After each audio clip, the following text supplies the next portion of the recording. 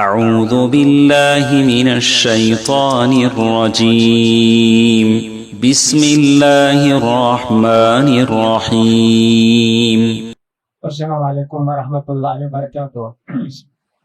نحمدہ ونصلی علی رسول کریم، اما بعد۔ یقول سبحانہ وتعالیٰ کی محکم تنزیل اقیموا الصلاۃ وآتوا الزکاۃ وارکعوا مع الراکعین۔ محترم حضرات، اللہ کی مہربانی سے آج مسجد احسان کا افتتاح ہو گیا۔ نام بھی بڑا پیارا ہے، ہر چیز یہاں اچھی ہوگی، بیان بھی اچھا ہوگا، نماز بھی اچھی ہوگی، عمارت بھی اچھی ہوگی، جیسا کہ آپ دیکھتے ہیں بہت اچھا ہے الحمدللہ۔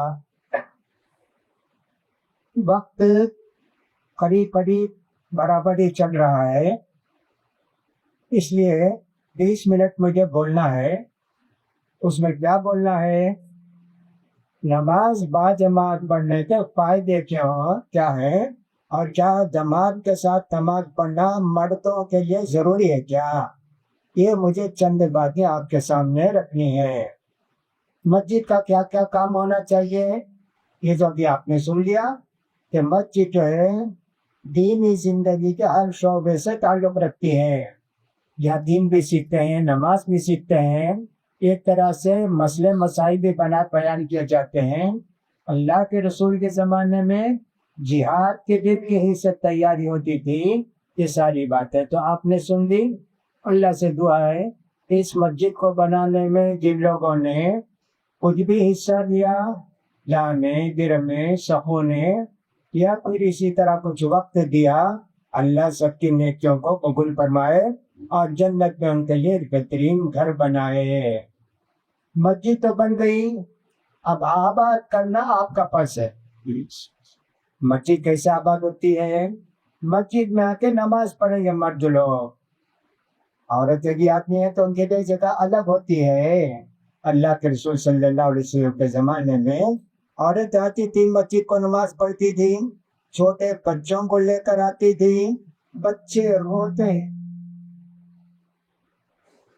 روتے تو اللہ کے رسول صلی اللہ علیہ وسلم کبھی ذرا لمبی نماز پڑھنے کا ارادہ کر کے نماز میں داخل ہوتے، بچوں کے رونے کی آواز سنتے تو ماں کو کتنی تکلیف ہوگی، وہ سوچ کے اللہ کے رسول صلی اللہ علیہ وسلم نماز ذرا مختصر کر دیتے تھے۔ یہ ساری باتیں حدیث کے اندر بیان کی گئی ہیں۔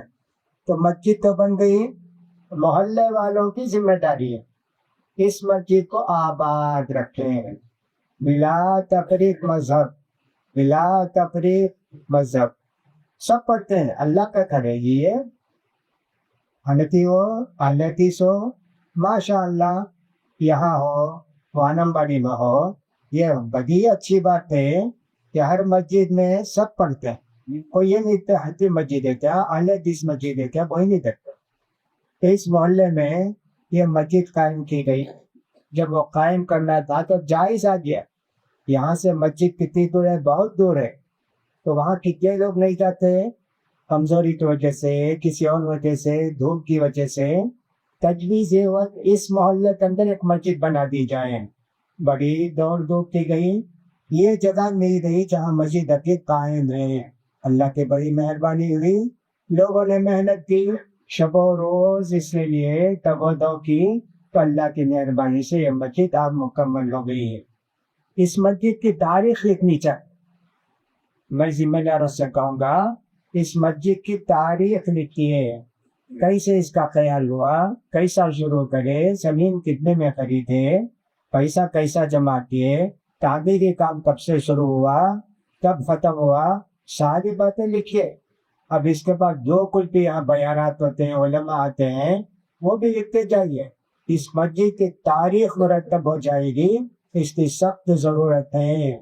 جیسا کہ ہم نے ہمارے برادر حافظ زہیر صاحب سے سنا، تاریخ جاننا، شہر کی ہو، بستی کی ہو، لوگوں کی ہو، تاریخ سے ہم کو بہت فائدہ ہوتا ہے۔ تو میں درخواست کروں گا کہ اس کا خیال کیجیے۔ نماز فرض ہے، یہ تو سب جانتے ہیں۔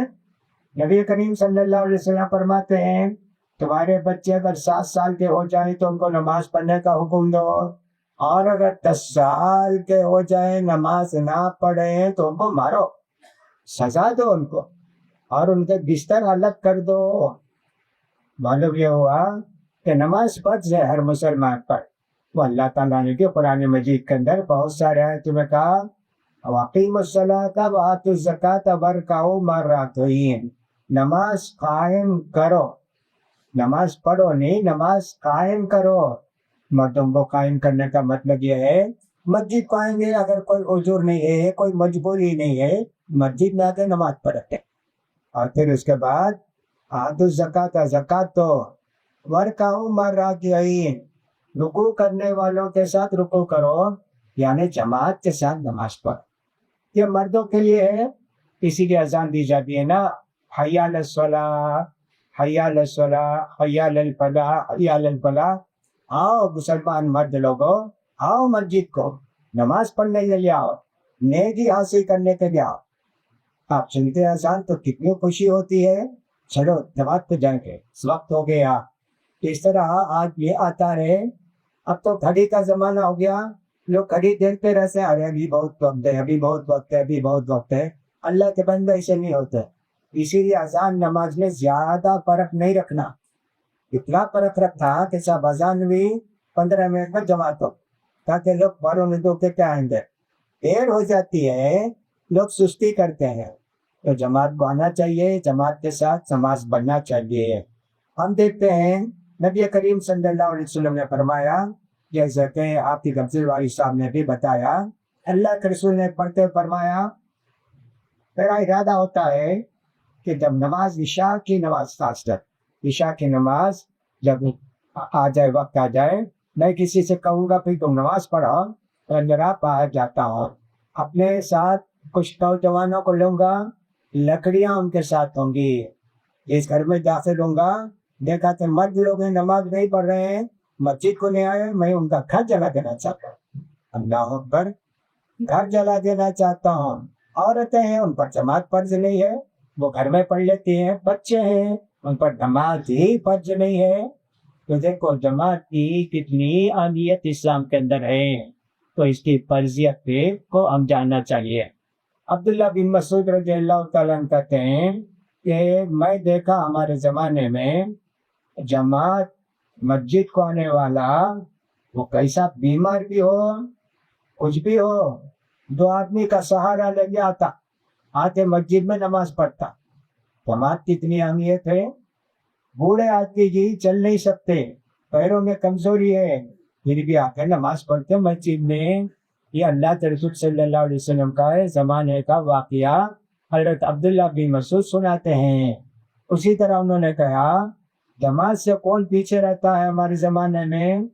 پکا منافق، منافق علم نفاقہ، ایسا پکا ایسا منافق جو بالکل 100% منافق ہے، وہ جماعت کو نہیں آتا، ورنہ تو سارے لوگ آتے، نماز پڑھتے ہیں۔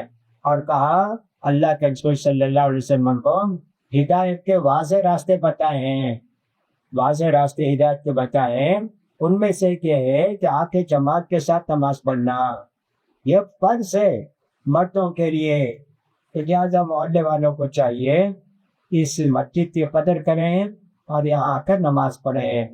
نبی کریم صلی اللہ علیہ وسلم کے زمانے میں یہ کہانی آئے، تو انہوں نے کہا اللہ کے رسول میں ذرا دور رہتا ہوں مسجد سے، مسجد کو لے کر آنے والا کوئی نہیں ہے، نہ بھی انتے، روشنی بھی نہیں، لائٹ بھی نہیں، بارش وغیرہ ہو جائے تو کیچڑ بھی ہوگا، اور رات عشاء کے نماز سے عشاء کے وقت کچھ کیڑے مکوڑے بھی ہوں گے، اللہ کے رسول میں گھر میں نماز پڑھنے کیا؟ اللہ کے رسول نے کہا ہاں جی پڑھ لو۔ ابھی وہ مسجد سے نکلے بھی نہیں تھے، کہاں نکلا ہوتا، کیا بولے تم؟ کہا کہ دیکھیے تجھے کوئی مسجد کو لانے والا نہیں ہے، مجھے تکلیف ہوتی ہے مسجد کو آ کے نماز پڑھنے کے لیے، تو کہیں میں گھر میں نماز پڑھ لوں؟ اللہ کے رسول نے پوچھا اذان کی آواز آتی کیا تم کو؟ اذان جو بلال دیتے اس کی آواز آتی کا آنا پڑے گا، نہ بھی نہ جی، نہ بھی نہ، اور راستے نہ ہموار، اس کو بھی اللہ کے رسول صلی اللہ علیہ وسلم نے اجازت نہیں دی گھر میں نماز پڑھنے، آؤ مسجد کو آ کے یہاں نماز پڑھو۔ یہ اللہ کے رسول صلی اللہ علیہ وسلم نے ہم کو بتایا. اسی طرح ہم دیکھتے ہیں کہ نبی کریم صلی اللہ علیہ وسلم نے فرمایا کہ جی کل اگر تم اسلام کی حالت میں اللہ کے پاس جانا چاہتے ہو، اللہ سے ملنا چاہتے ہو، جب ان نمازوں کی پابندی کرو جہاں اذان دی جاتی ہے. وہاں نماز اذان کہاں دی جاتی ہے؟ مسجد پر دی جاتی ہے. تم آ کے نماز پڑھو مسجد میں. اتنے سخت احکام ہیں کہ صاحب دیکھو اس کی کتنے کرتے ہیں. کہا اللہ تعالیٰ نے منافقوں کے تعلق سے وَإِذَا قَامُوا إِلَى الصَّلَاةِ قَامُوا كُسَالَىٰ يُرَاءُونَ النَّاسَ وَلَا يَذْكُرُونَ اللَّهَ إِلَّا قَلِيلًا. منافقوں کی علامت دیکھنا ہو سستی سے نماز پائیں گے، سستی سے نماز پائیں گے. نبی کریم صلی اللہ علیہ وسلم نے یہ بات یہ بھی بتائی کہ منافق کی علامت کیا ہے. عصر کا وقت ہو تو نماز نہیں پڑھے گا. اچھا پڑھیں گے جب سورج ڈوبنے کا وقت ہوگا آئے گا اور 2 دن ٹھونگے مار کے ختم کر لے گا نماز. منافق اللہ کے رسول صلی اللہ علیہ وسلم فرماتے ہیں کہ سب منافق. اور یہ بھی فرمایا آپ نے 2 نمازیں منافقوں پر بہت بھاری ہیں. یہ نماز ایک دفعہ سے ہم لوگوں کو جاری اللہ بچائے. فجر کی نماز، عشاء کی نماز لگی تو نہیں. اللہ کے رسول کے زمانے میں مسجد اندھیری ہوتی تھی، کون آئے کون نہیں آئے کس کو معلوم ہوتا. تو منافقین آتے نہیں تھے. اسی لیے اللہ کے رسول عشاء کی نماز گھروں میں جا کے دیکھو، اگر وہاں مسجد کو نہیں آئے ہیں ان کا گھر پھونک دو اور ان کو جلا دو. کتنی بڑی سزا دی. تو دیکھو منافقین کے تعلق سے ایسے کہا وَإِذَا قَامُوا إِلَى الصَّلَاةِ قَامُوا كُسَالَىٰ. عشاء کی نماز اور فجر کی نماز منافقوں پر بہت بھاری ہے. گھر میں پڑھتے ہوں گے. اللہ کے رسول کے زمانے میں جو منافقین تھے ان کا عقیدہ غلط تھا، لیکن آج کے مسلمانوں 90% مسلمانوں سے زیادہ نمازی تھے. 5 وقت کی نماز پڑھتے، عشاء بھی پڑھتے، ظہر بھی پڑھتے تھے، سب نماز پڑھتے، لیکن عقیدہ ان کا غلط تھا، ایمان ان کا ناقص تھا. اس لیے سخت سزا ان کو دی جائے گی قیامت کے دن. دیکھو کتنے لوگ ہیں. نبی کریم صلی اللہ علیہ وسلم نے فرمایا حضرت نماز داخل تو کہتے ہیں صلاۃ الخوف. جب دشمنوں سے جنگ ہوتی ہے، لڑائی ہوتی ہے، تب نماز پڑھنا. اب نماز پڑھنا بھی ظہر کی نماز ہے، عصر کی نماز ہے. عام طور پر انہیں 2 نمازوں میں جنگ ہوتی تھی. باقی رات ہو گئی تو جنگ بند ہو جاتی تھی. تب کیا کریں؟ ظہر بھی عصر ملا تو پڑھ لیں. کیا سفر میں تو پڑھ سکتے، بغیر خوف کے بھی بغیر جنگ کے بھی پڑھے، لیکن سفر میں نہیں ہے، جہاد کا میدان ہے، پڑھنا جی خوف کی نماز، ڈر کی نماز. دشمن ادھر سے آئے گا کیا، ادھر سے آئے گا کیا. اللہ کے رسول صلی اللہ علیہ وسلم کو اللہ نے ہدایت کی. دیکھو ایسا موقع ہے تم نماز پڑھاؤ، ایک سب تمہارے ساتھ کھڑی ہوگی اور دوسری سب دشمن آپس دیکھتے رہے گی. اللہ اوپر سب شروع کرے نماز. یہ کدھر دیکھ رہے کدھر دیکھ رہے. دشمن ادھر سے آئے تو معلوم ہو جاتا، ادھر سے آیا تو ان کا موقع ادھر سے ہے، نہیں معلوم ہوگا نا. ادھر دیکھتے رہیں گے دشمن آتا ہے کیا. ایک رکعت ہوگی.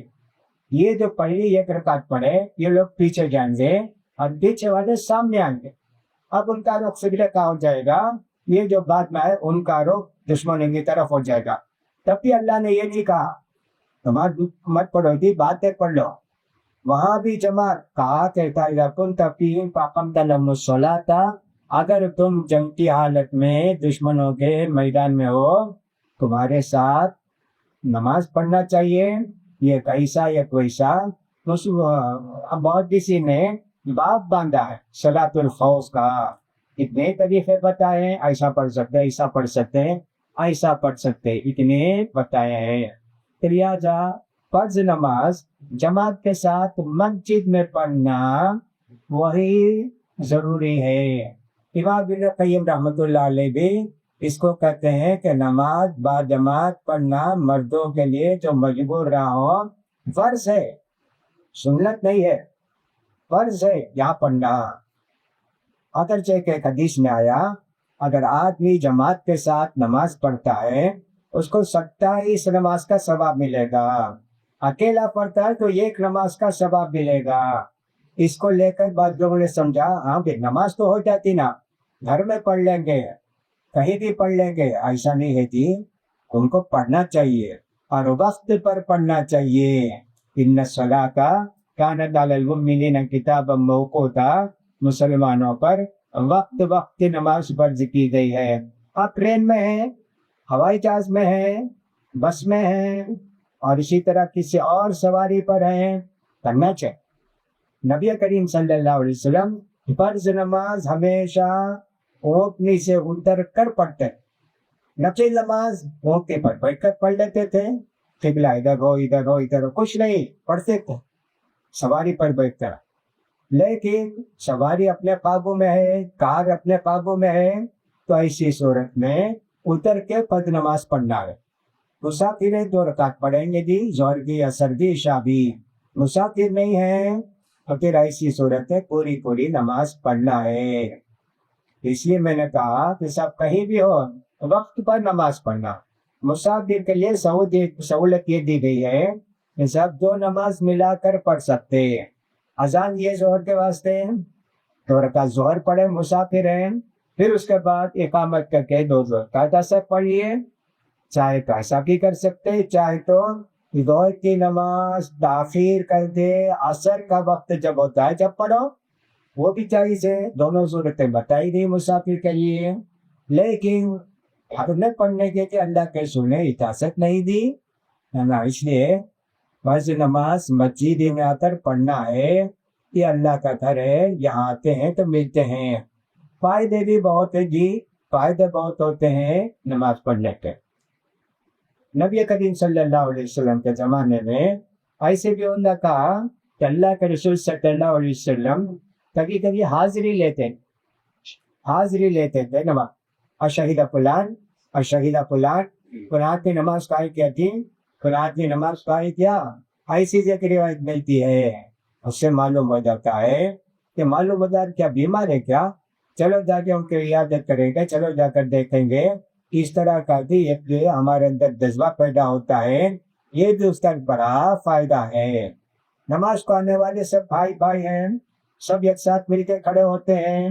غریب مالدار گھورا کالا کچھ بھی فرق نہیں, اللہ کا گھر ہے, یہاں سب ایک ساتھ کھڑے ہو کر نماز ادا کرنے کی کوشش کرتے ہیں. کتنا بڑا فائدہ ہے جی, بہت بڑا فائدہ ہے. یہ بھی فرمایا.